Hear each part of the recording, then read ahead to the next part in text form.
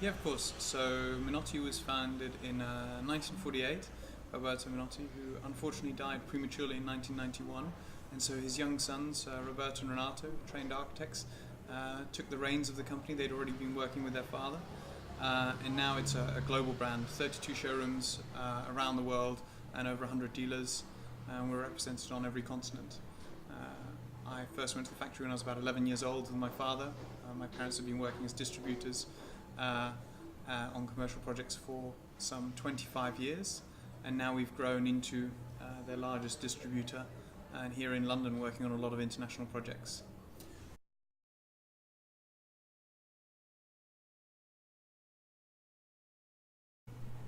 Authenticity, quality, 100% made in Italy, and a family business very much.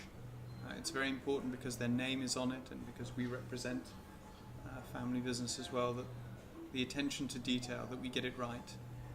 I think that's authenticity, I think, would be the key word that sticks in my mind.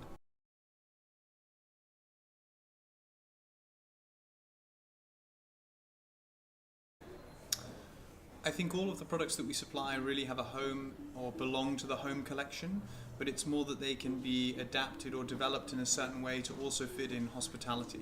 The way that the hospitality market has evolved and the desire and the way people expect to use those spaces in a home away from home or in this more relaxed environment is perhaps more akin to the style of the design that we do. We've been working, for example, on Jumeirah Carlton Towers, with the design team there, the W Hotel in Sydney, and a number of others which we can't disclose. And most of those projects are for public spaces in this sort of collaborative use of a co-working, meeting, breakout space that would have traditionally been a lobby.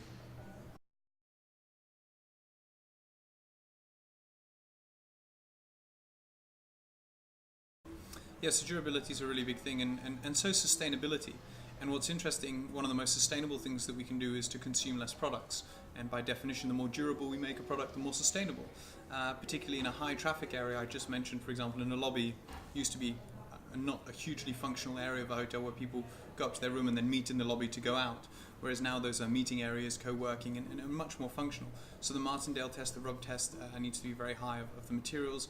Some countries have very specific fire ratings, so you might need Crib 5 interliners, special foams, special coatings. So we actually have a range of fabrics that we develop in-house specifically for hospitality use to meet those standards, as well as a number of foam options depending on what people are specifying.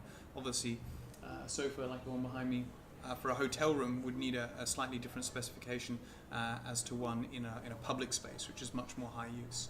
And we're able to meet all of those standards.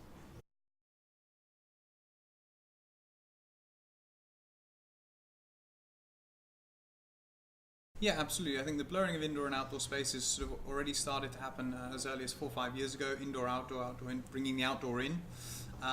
We've been making outdoor furniture since 2006. So 13 years. We're a very well-established company. Many of the products since the outside 365. But also for spa areas, pools, wellness areas, in hospitality, we found actually a huge reaction that we didn't expect initially from the market for those pieces. But yeah, about bringing the outdoor in, the way light is used. People are really craving outdoor light spaces. They're working in offices. Roof terraces were not commonplace 20 years ago in London. Now every members club and hotel has some sort of a roof terrace in London.